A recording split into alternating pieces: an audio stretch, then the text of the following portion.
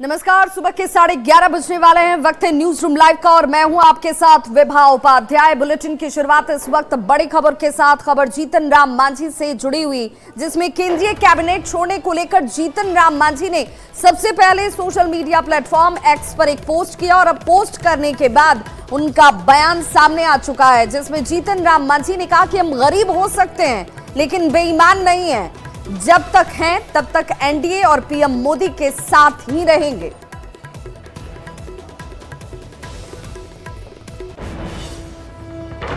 ऐसा विभाग दे, वो भी कह करके मांझी जी मैं अपने विजन का विभाग दे रहा हूँ। तो इतना बड़ा विश्वास जो हम पर उन्होंने जताया है, ये कोई मामूली बात नहीं है। हम गरीब हो सकते हैं, हम लोग बेईमान नहीं होते हैं। हमारी जाति का संस्कार है। जब तक हम हैं तब तक रहेंगे, एनडीए में हैं रहेंगे, नरेंद्र मोदी जी के साथ हैं रहेंगे। रही बात कुछ बातें इधर उधर की जो हो जाती है, वो अपना मन बहलाव के लिए, अपना टीआर बढ़ाने के लिए, या ये कहिए कि जो कमजोर वर्ग के लोग होते हैं उनके प्रति उंगली उठाना बहुत आसान हो जाता है लोगों को। अगर यही कोई दबंग आदमी रहता तो उनको करारा जवाब दे देता, लेकिन मैं तो ऐसा कर नहीं सकता हूँ, इसलिए वैसा लोग करते हैं। तो आखिर जीतन राम मांझी की तरफ से इस तरीके के बयान क्यों सामने आए, तो जानते चलिए कि झारखंड और दिल्ली में होने वाले विधानसभा चुनाव, झारखंड में चूंकि विधानसभा चुनाव संपन्न हो गए, उस वक्त भी अगर साथ होते एनडीए के तो एनडीए की सीटों की संख्या बढ़ती। जीतन राम मांझी ने यह भी कहा था, और विधानसभा चुनाव जो दिल्ली में होने जा रहे हैं उसे लेकर भी उनका दर्द छलका। उन्होंने कहा कि अगर सीट मिलती तो पार्टी के कार्यकर्ता का मनोबल बढ़ता। मांझी ने कहा कि झारखंड में हम साथ होते तो एनडीए को फायदा होता, दिल्ली में सीट मिलती तो कार्यकर्ताओं का हौसला बढ़ता, उनका मनोबल बढ़ता, और इसीलिए ये बयान दिया गया था। लेकिन इसका तात्पर्य ये बिल्कुल नहीं था। उन्होंने केंद्रीय कैबिनेट छोड़ने के बयान को लेकर भी पोस्ट के जरिए और फिर खुद अपने तरीके से इस पूरी स्थिति को साफ करने का प्रयास किया, जिसमें उन्होंने कहा कि हम गरीब हो सकते हैं, बेईमान नहीं है, जब तक है एनडीए और प्रधानमंत्री नरेंद्र मोदी के साथ ही रहेंगे। हमारी ताकत को झारखंड में उपयोग नहीं किया गया। अगर हमारी ताकत को झारखंड में उपयोग किया जाता तो वहाँ ज़्यादा सीट मिलती एनडीए को, इससे एनडीए को घाटा हुआ। उसी प्रकार से दिल्ली में हमने नड्डा साहब से भी कहा था इस बात को कि जिस प्रकार से झारखंड में आप हमारी सेवा नहीं लिया, अगर दिल्ली में भी सेवा नहीं लीजिएगा, सेवा लेने का मतलब है कि एक वो सीट दे दीजिएगा तक हम सरकार बना लेंगे, लेकिन हमारे कार्यकर्ता का मनोबल बढ़ेगा, वो लग करके एनडीए के लिए काम करेगा, ऐसे भी काम करेगा। लेकिन अगर एक सीट मिलता, 2 सीट मिलता तो ज़्यादा उत्साह के साथ काम करता। इसलिए यहाँ पर विचार कीजिएगा, लेकिन हुआ विचार नहीं, इसी बात को कह रहे थे। तो वहीं आगामी बिहार विधानसभा चुनाव को लेकर भी जीतन राम मांझी ने यह साफ कर दिया कि नीतीश के नाम को लेकर कहीं कोई लेकिन परंतु है ही नहीं, इस पर कोई संदेह ही नहीं है। एनडीए एकजुट है, इंटैक्ट है, और इस पर भी किसी को संदेह नहीं होना चाहिए। अगला चुनाव नीतीश की अगुवाई में होगा या फिर नेतृत्व में विकल्प और भी ढूंढे जाएंगे? कोई विकल्प नहीं है। वहाँ हम लोग सब तय कर लिया है कि भारत का नेतृत्व नरेंद्र मोदी जी कर रहे हैं और बिहार का नेतृत्व नीतीश कुमार जी के द्वारा ही होगा, क्योंकि उनसे बढ़कर के कोई काम करने वाला आज तक नहीं हुआ है। हम भी 44 साल से वहाँ पर हैं। और चलिए अब आपको जीतन राम मांझी का वो 2 बयान सुनाते हैं, जिसके बाद सियासत में उबाल देखने को मिली, कयास के बाजार गर्म होने लगे। आखिर 4-5 दिनों के भीतर जीतन राम मांझी ने क्या कुछ कहा था, जिसके बाद उन्हें हालांकि सफाई देनी पड़ी। जरा आप भी सुनिए। वोटर लोग हमको देने को तैयार हैं, तो फिर सीट हमको क्यों नहीं मिले? हमको ये करना है, एक प्रश्न करना है लोगों से। तो हम नहीं मांगेंगे, हम कहना चाहते हैं, हम हरियाणा नहीं चाहते हैं कि हमको कितना सीट दे दो, लेकिन मैं कहता हूं कि जो मेरा वजूद है उसके आधार पर हमको सीट दो, तो सीट हमको कोई फायदा नहीं है, हम आपके फायदा के लिए मांग रहे हैं, आपके फायदा के लिए बात हमारे आगे बढ़ती है। लगता है कि कैबिनेट हमको छोड़ना पड़ेगा। इस बार हमारे कार्यकर्ताओं का कहना है कि 40 सीट पर लड़िए। हम अपने मन से कह रहे हैं कि हम तो सोचते हैं कि 20 सीट हमको मिले तो अच्छा है, लेकिन हमको कार्यकर्ताओं की बात को देखना होगा। और जब पटना में हम लोग का गांधी मैदान में जब बैठक हम लोग करेंगे, जहां पर 2 लाख 2.5 लाख आदमी को जुटाने का व्यवस्था हम लोग किया है, वहां पर जो कार्यकर्ताओं का निर्णय होगा कितना सीट लिया उसके लिए लड़ाई करेंगे। तो जीतन राम मांझी के बेबाक बयान के बाद बिहार की सियासत जैसे सुलग सी गई। बीजेपी उनके अब जिस तरीके से सफाई दी जा रही है उसका समर्थन कर रही है, तो आरजेडी ये कह रही है कि बीजेपी जीतन राम मांझी का इस्तेमाल नीतीश कुमार के खिलाफ कर रही है। श्री जीतन राम मांझी जी, जो हिंदुस्तानी आवाम मोर्चा के संरक्षक भी हैं, भारत सरकार में केंद्रीय मंत्री हैं, ने कैबिनेट छोड़ने की बात कही। ये सरासर भ्रामक है और तथ्यहीन है। मुंगेर की एक जनसभा में वो भाषण दे रहे थे, और चूंकि कल भारत सरकार का कैबिनेट का बैठक है जिसमें श्री जीतन राम मांझी जी को शामिल होना है, और शाम में उनकी पटना से फ्लाइट थी, कार्यक्रम में लेट हो रहा था, तो उसी समय वो कह रहे थे कि थोड़ा जल्दी कराइए, कल की बैठक कहीं छूट न जाए। न मांझी जी के मन में कोई लालसा है और न ही उनके सुपुत्र संतोष जी के मन में। एनडीए को मजबूत करने में इनका घटक दल पूरी ताकत के साथ खड़ा है। कन्फ्यूजन का निराकरण भी उन्होंने ही कर दिया है। आदरणीय जीतन राम मांझी जी के जो वक्तव्य दिए गए, उन वक्तव्यों को लेकर के जिस तरह से तोड़ मरोड़ कर करके एक दूसरे रूप में पेश करने की जो कोशिश हो रही, मुझे लगता है कि वो उचित नहीं है, सही नहीं है, क्योंकि उन्होंने स्वयं अपने सोशल मीडिया प्लेटफॉर्म यानी एक्स हैंडल पे चीजों को स्पष्ट कर दिया है कि उन्होंने जो बोला है, उनके बोलने का मकसद और तात्पर्य किस कॉन्टेक्स्ट में उन्होंने इस तरह का वक्तव्य दिया है। दलित नेता जीतन राम मांझी का इस्तेमाल किया जा रहा है, और इस्तेमाल भी क्यों किया जा रहा है? बिहार में माननीय मुख्यमंत्री नीतीश कुमार जी का कद छोटा करने के लिए एक कॉन्ट्रैक्ट इनको दिया गया है कि जैसे चिराग पासवान जी पिछले विधानसभा चुनाव में नीतीश कुमार जी के खिलाफ खड़े हो गए, इस पर मांझी जी को खड़े करके नीतीश कुमार जी का साइज छोटा किया जाएगा। तो भ्रष्टाचार और प्रगति यात्रा को लेकर तेजस्वी यादव लगातार सवाल खड़े कर रहे हैं, और उन्हीं के इन सवालों का जवाब जेडीयू के मुख्य प्रवक्ता नीरज कुमार की तरफ से दिया गया। नीरज कुमार ने कहा कि मैं चुनौती देता हूं, बिहार में जितने पुल पुलियां हैं उनकी लिस्ट आप जारी कर दीजिए, क्योंकि नीतीश कुमार को कोई भ्रष्टाचार से नहीं जोड़ सकता है, और भ्रष्टाचार को लेकर नीतीश कुमार पर किसी तरह का कोई सवाल खड़ा ही नहीं किया जा सकता है।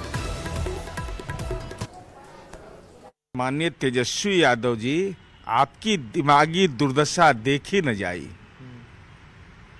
दृष्टि दोष के तो आप शिकार हैं। आपको पुल और पहुंच पथ में तो अंतर पता चलता नहीं है। आप तो गोपालगंज के मामले में रेड हैंड पकड़े भी गए थे, लेकिन चूंकि आप दृष्टि दोष वाले हैं तो स्वाभाविक है। अरे माननीय मुख्यमंत्री नीतीश कुमार जी सरजमी पर जाकर के बाढ़ पीड़ित क्षेत्र, जो बाढ़ से प्रभावित होता है उसकी क्या क्षति होती है, और जमीनी स्तर पर उसको देखना। अगर आपको यह भेज दिया जाए कि मड़ुआ का पेड़ है, तब मड़ुआ का पेड़ पहचान पाइएगा। तेजस्वी यादव, अगर कलेजा में दम है, हिम्मत है, तो 5000 पुल पुलिया की सूची जारी करो, सूची जारी करिए। और नाम लेने में डर लगता है। सजा याफ्ता का बेटा है ना, सीबीआई ईडी के आरोपी हैं। नीतीश कुमार जी पर कोई आरोप लगा देगा भ्रष्टाचार का। और बिहार सरकार के खाद्य एवं उपभोक्ता संरक्षण मंत्री लेसी सिंह की तरफ से भी भ्रष्टाचार को लेकर तेजस्वी यादव की तरफ से उठाए गए सवालों पर हमला किया गया। उन्होंने कहा कि जिनका पूरा परिवार ही भ्रष्टाचार में लिप्त हो, उनसे किसी बात के लिए सर्टिफिकेट लेने की कतई जरूरत नहीं है। देखिए, उनके पास, तेजस्वी यादव जी के पास कहने के लिए कुछ बचा नहीं है, क्योंकि जब उनको सत्ता मिली थी, उनके माता पिता को, तो उस समय तो वो लोग भ्रष्टाचार में किस तरह से लिप्त थे, उनके पूरे फैमिली पर केस दर्ज है। तो ये सर्टिफिकेट विपक्ष के नेता से माननीय मुख्यमंत्री जी को, हमारे नेता को नहीं चाहिए। बिहार की जनता सर्टिफिकेट दी है विकास करने का, काम करने का, इसलिए वो लोग क्या बोलते हैं नहीं बोलते हैं उस पर हम लोगों को ज़्यादा प्रतिक्रिया देना ही नहीं है। और बड़ी खबर इस वक्त आ रही है पटना में एक छात्रा के साथ दुष्कर्म से जुड़ी हुई मामले में पुलिस की तरफ से लगातार कार्रवाई तेज कर दी गई है। आरोपी की गिरफ्तारी को लेकर छापेमारी की जा रही है। आरोपी प्रियांशु छात्रा का दोस्त बताया जा रहा है। बताया जाता है कि छात्रा को मिलने के बहाने इस शख्स ने बुलाया और उसके बाद नशीली दवा पिलाकर इसके साथ रेप की घटना को अंजाम दिया गया। प्रियांशु लंबे समय से इस छात्रा को प्रताड़ित तक कर रहा था। इस खबर पर ज्यादा जानकारी के साथ न्यूज़ 18 संवाददाता संजय जुड़ चुके हैं। संजय, आरोपी की गिरफ्तारी को लेकर पुलिस कहां तक पहुंच पाई है? इस आरोपी को लेकर किस तरह की कार्रवाई शुरू हुई है? देखिए विभा, इस पूरे मामले में पटना पुलिस का आधिकारिक बयान भी सामने आ गया है। पटना एसएसपी अवकाश कुमार के निर्देश पर एक टीम गठित कर दी गई है, स्पेशल टीम। और इस टीम ने जो प्रियांशु का घर है कंकरबाग थाना क्षेत्र में रामलखन पार्क के पास इसका घर बताया जा रहा है और वहां पर पुलिस टीम ने छापेमारी की है। हालांकि वो फिलहाल एब्सकॉन्ड कर रहा है, फरार हो गया है। लेकिन जो पुलिस अधिकारी हैं वो बता रहे हैं कि उसके जो परिजन हैं उनको हिरासत में लेने की कोशिश की जा रही है ताकि प्रियांशु पर दबाव बनाया जा सके। और पटना पुलिस की तरफ से ये बताया गया है कि दोनों क्लास जो बीए पार्ट 3 है उसके स्टूडेंट हैं और नोट्स देने के क्रम में दोनों के बीच दोस्ती हुई और इसके बाद बहाने से उसने तबीयत खराब होने का बहाना बनाया था और उसको घर पे बुलाया, जहां पानी में नशीली दवा देकर उसके साथ मार्च और दिसंबर 2 महीनों में अलग अलग तारीखों में उसके साथ कुकृत्य को अंजाम दिया गया। उसको लगातार ब्लैकमेल कर वीडियो वायरल करने की धमकी दी जा रही थी और इसके बाद यह सारी घटना सामने आई है। एक बड़ा सबक है उन कॉलेज के स्टूडेंट्स के लिए जो बेवजह बिना किसी ये के दोस्ती कर लेते हैं और यकीन कर लेते हैं और उसके बाद इस तरह की घटनाएं सामने आती है। बहरहाल परिजन भी पटना पहुंच गए हैं। उसको पटना के संजय, प्रियांशु का क्या ये घर है जहां पर इस घटना को अंजाम दिया गया? अगर ये घर था तो परिवार के लोगों की क्या मौजूदगी घर में नहीं होती थी? विवाद जो अब तक जानकारी मिली है कि वो पटना में एक घर किराए के मकान में रहता था, उसके परिजन उसके साथ नहीं रहते थे। तो ये बात सामने आई है और अब पुलिस जो है इन्वेस्टिगेट कर रही है। धीरे धीरे सारी स्थिति जो है स्पष्ट हो पाएगी। फिलहाल छात्रा की स्थिति जो है वो गंभीर है, इसलिए उसको पटना के एक बड़े हॉस्पिटल में एडमिट कराया गया। देखना होगा जो प्रियांशु के परिजन हैं उनको कैसे पुलिस हिरासत में लेती है ताकि उस पर दबाव बनाया जा सके और उसकी गिरफ्तारी सुनिश्चित की जा सके। पुलिस ने कहा कि अगर उसकी गिरफ्तारी नहीं होती है तो दूसरी जो कानूनी प्रक्रिया है उसको अपनाकर उसके ऊपर प्रेशर बनाया जाएगा ताकि वो जल्द कानून के शिकंजे में आ सके। दीवा, बहुत बहुत शुक्रिया संजय तमाम जानकारी के लिए। तो गिरिडीह की रहने वाली पीड़ित छात्रा जिसके तरीके से ये मामला सामने लाएगा और उसके बाद अब पुलिस आरोपी प्रियांशु की गिरफ्तारी के लिए छापेमारी करने में जुट गई है। नशीली दवा पिलाकर रेप की घटना को अंजाम देने का ये पूरा मामला, जिसमें बताया जा रहा है कि लंबे समय से प्रियांशु इस छात्रा को प्रताड़ित कर रहा था। शारीरिक और मानसिक तौर पर प्रताड़ना दी जा रही थी। हालांकि अब जाकर ये मामला सामने आया है। गिरिडीह की रहने वाली पीड़ित छात्रा इस वक्त इलाजरत है।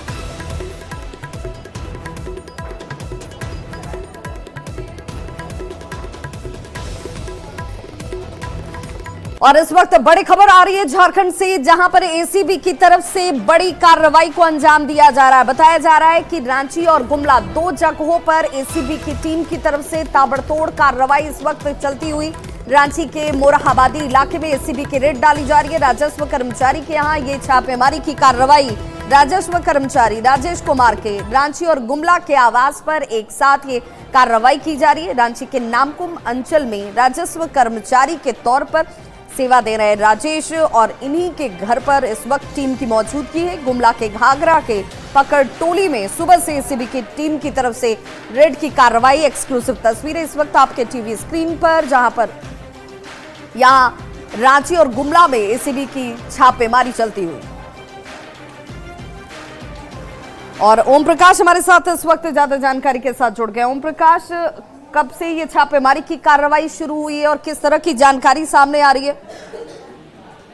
जी, बता दें कि इस पूरे मामले में 3 जगहों पर छापेमारी है, जिसमें कि बिहार के औरंगाबाद भी शामिल है, जहां पर राजेश कुमार रजक का वहां भी आवास है, वहां भी छापेमारी की जा रही है। तो इसके साथ ही रांची और गुमला में ये छापेमारी की जा रही है। बता दें कि राजेश कुमार रजक जो है उनके खिलाफ कई शिकायतें जो हैं वो एसीबी के पास आई थी। वहीं पिछले दिनों जो गिरफ्तारी हुई थी मुंशी राम की, जो कि शहर अंचल के अंचलाधिकारी है, उनके साथ भी राजेश के ताल्लुकात थे और उनके कहने पर भी कई कामों को राजेश कुमार ने किया था। तो पूरे मामले में इन दोनों की संलिप्तता है और उसी मामले को लेकर ये छापेमारी की जा रही है। बता दें कि सीएनटी जमीन को भी बेचने का काम जो है राजेश कुमार के द्वारा किया गया था और कहीं ना कहीं इन सब चीजों को लेकर ही जो छापेमारी है वो एसीबी की टीम कर रही है। अब देखना होगा कि पूरे मामले में जब छापेमारी खत्म होती है तो क्या कुछ चीजें सामने आती है, लेकिन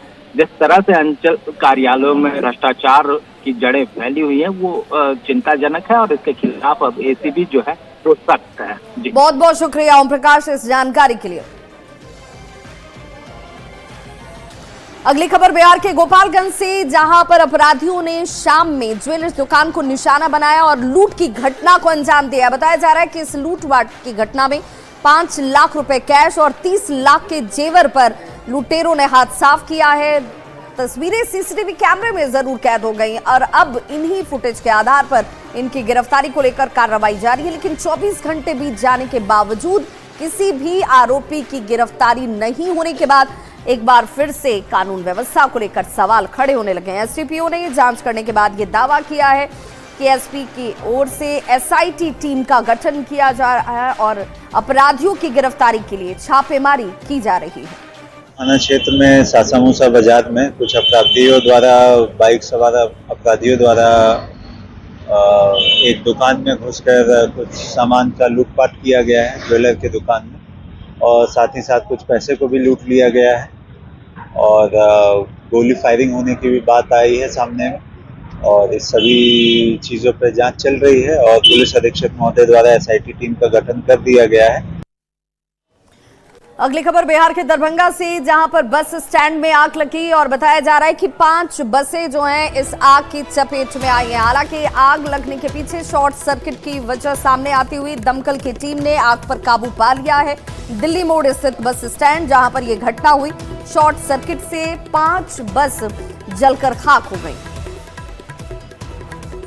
तो करोड़ों का नुकसान इस अगलगी की घटना में शॉर्ट सर्किट की वजह से बताया जा रहा है कि आग लगी और इसके बाद एक एक करके ये तस्वीरें इस वक्त आपके टीवी स्क्रीन पर, जहां पर 5 बसें जो है एक एक कर धू कर जल उठी। जब तक आग पर काबू पाया जाता 5 बसें जलकर खाक हो चुकी थी। रात्रि में लगभग 3 बजे के आसपास सूचना मिली थी कि एक बस में आग लग गई है। बताया गया कि शॉर्ट सर्किट के कारण से आग लग गई थी। तो हम लोगों ने तुरंत प्रशासन की गाड़ी और इसके बाद फायर ब्रिगेड की गाड़ी को बुला के आग पे काबू पाया गया। इसमें एक जगह पे खड़ी लगभग एक बस से दूसरे बस में लगते हुए कुल 5 बस में आग लग गई, जिसे बुझाया गया है। आग का कारण बताया गया है कि गाड़ी में शॉर्ट सर्किट होने के कारण से ये आग की घटना घटी।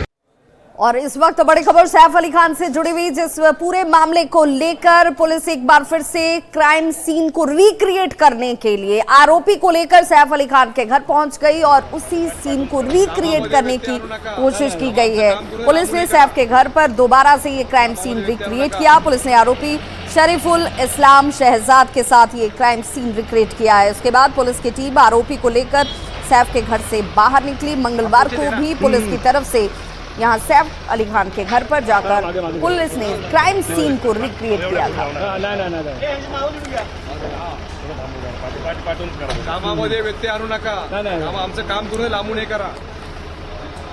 तो आपको बताते चले, एक्टर सैफ अली खान को मुंबई के लीलावती अस्पताल से 5 दिनों के बाद डिस्चार्ज कर दिया गया। वो अपने परिवार के साथ अस्पताल से घर वापस लौट चुके हैं। सैफ अली खान खुद ही कार से उतरे और बिल्डिंग के अंदर गए। ये तस्वीरें उस दौरान की जब 5 दिनों तक अस्पताल में रहने के बाद अब वो पूरी तरह से फिट नजर आ रहे हैं। हालांकि जख्म के निशान उनके शरीर पर 2 जगहों पर साफ नजर आते हैं।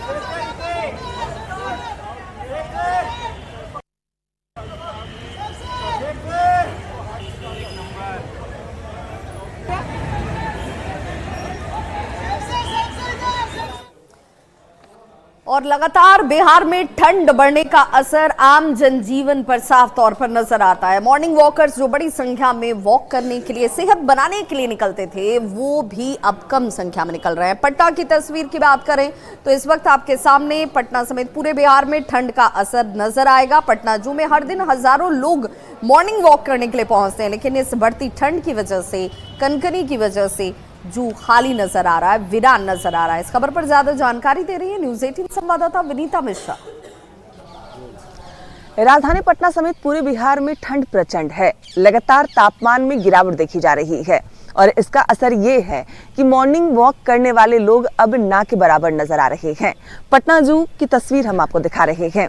पटना जू की वो तमाम सड़कें जो पर्यटकों से भरी रहती है वो खाली खाली नजर आ रही है, क्योंकि मॉर्निंग वॉक तो लोग करने आ नहीं रहे, पर्यटक भी पटना जू ना के बराबर आ रहे हैं।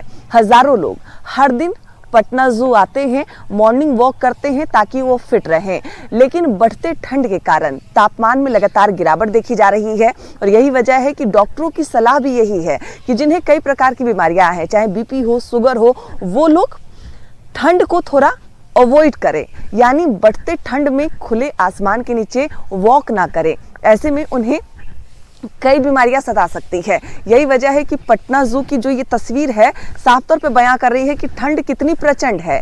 हर दिन पटना जू में हजारों लोग वॉक करने आते हैं। लगभग 7 से 8 हजार पर्यटक पटना जू में घूमने आते हैं, लेकिन फिलहाल बढ़ते ठंड का असर ये है कि पटना जू सुनसान नजर आ रही है। सुबह से लेकर शाम तक सिर्फ 3 से 3.5 हजार पर्यटक ही पटना जू आ रहे हैं, जो आंकड़ा 7 से 8 हजार अमूमन हुआ करता है। लेकिन लगातार तापमान में गिरावट देखी जा रही है, ठंड बढ़ रही है। यही वजह है कि पर्यटकों की संख्या घटकर आधी से भी कम हो गई है। विनीता मिश्रा, न्यूज़ 18 पटना। तो सिर्फ राजधानी पटना में ही ठंड का असर नहीं नजर आ रहा, बल्कि दूसरे जिलों में भी ठंड कहर बरपा रही है। सिवान की बात करें तो यहाँ पर भी 2 दिनों से धूप के दर्शन नहीं हुए और लोगों की दिनचर्या पर इसका सीधा असर नजर आता है। लोग ठंड की वजह से अपने जरूरी कार्य करने के लिए भी घर से बाहर निकलने में सोच रहे हैं। इस वक्त ये तस्वीर सिवान शहर की, जहां पर पूरा शहर कोहरे की चादर से लिपटा हुआ है। तापमान में लगातार गिरावट दर्ज की जा रही है। इस खबर पर ज्यादा जानकारी दे रहे हैं न्यूज़ 18 संवाददाता मृत्युंजय सिंह। इधर 3 दिनों से शहर में धूप नहीं खिली है, लिहाजा टेम्परेचर काफी गिरा हुआ है। ये आप तस्वीर आप देख सकते हैं, गोपालगंज मोड़ की है। पूरे शीतलहर की चपेट में सिवान शहर है, मानो आसमान से ओस की बूंदे टपक रही है। आप देख सकते हैं तस्वीर, पूरी तरह से सिवान शहर कुहासे की चादर में लिपटा हुआ है, तो वहीं ओस की बूंदे टपक रही है, लिहाजा लोगों की परेशानी बढ़ गई है। क्या कहेंगे? एक हफ्ता से ठंड बढ़ गई है, लाइट जला के चलना पड़ता है। लाइट जलाना पड़ता है, काफी कनकनी है। हाँ, कनकनी है। क्या परेशानी हो रही है?